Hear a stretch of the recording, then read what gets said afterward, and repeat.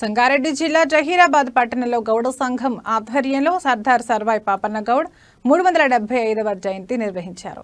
సర్దార్ పాపన్న పోరాటాలు, త్యాగాలు వెనుకబడిన వర్గాల గౌరవాన్ని కాపాడటమే కాకుండా సామాజిక సమానత్వానికి మార్గదర్శకమయ్యాయని అన్నారు. ఆయన అందించిన సేవలను గుర్తు చేశారు. పాపన్న గౌడ్కు అనుకూలంగా నినాదాలు చేశారు.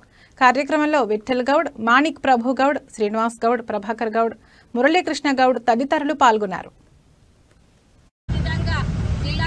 రాష్ట్ర స్థాయిలో జరిగే ఉత్సవ ప్రోగ్రాంను పురస్కరించుకొని జిల్లా స్థాయిలో, మండల స్థాయిలో, గ్రామ స్థాయిలో కూడా ఇదే విధంగా మనం ముందుకు బలంగా ముందుకు వెళ్తూ ఉంటే రానున్న కాలంలో గౌడులదే అధికారము, గౌడులే సీఎం అయ్యే సూచనలు కనబడుతున్నాయి. కాబట్టి గ్రామ స్థాయి నుంచి కూడా మనము ఈ నెక్స్ట్ జరిగే సర్పంచ్ ఎన్నికలలో మన వాళ్ళను ముందుంచి అందరికీ సపోర్ట్ చేస్తూ గెలిపించుకుని రానున్న కాలంలో మన బీసీల అధికారంలోకి తీసుకొస్తామని ఆశిస్తూ ఈ అవకాశం ఇచ్చినందుకు అన్ని కులాల వారికి పేరు పేరున నమస్కారం.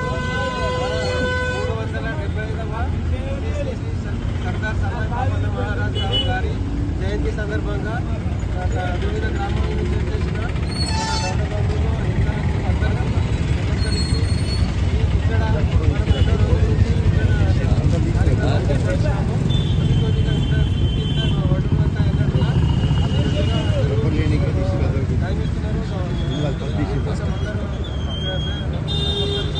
మరియు ఫ్యూచర్లో మనకు వచ్చే సంవత్సరం కల్లా ఇక్కడ ఖచ్చితంగా 5 ఇక్కడ మనం ఎవరికి ఏమి చేస్తామో సాక్షాత్తు మన రాష్ట్ర ముఖ్యమంత్రి రేవంత్ రెడ్డి గారు ఈరోజు మన పాపన్న గౌడ్ గారికి సచివాలయం ముందే అక్కడ ఇక్కడ కాకుండా ఆ ట్యాక్సాలను అనుకున్నాం కానీ సాక్షాత్తు మన సచివాలయం ముందే భూములు చెప్తున్నారు. అంటే మన గౌడ్గా అది ఎంత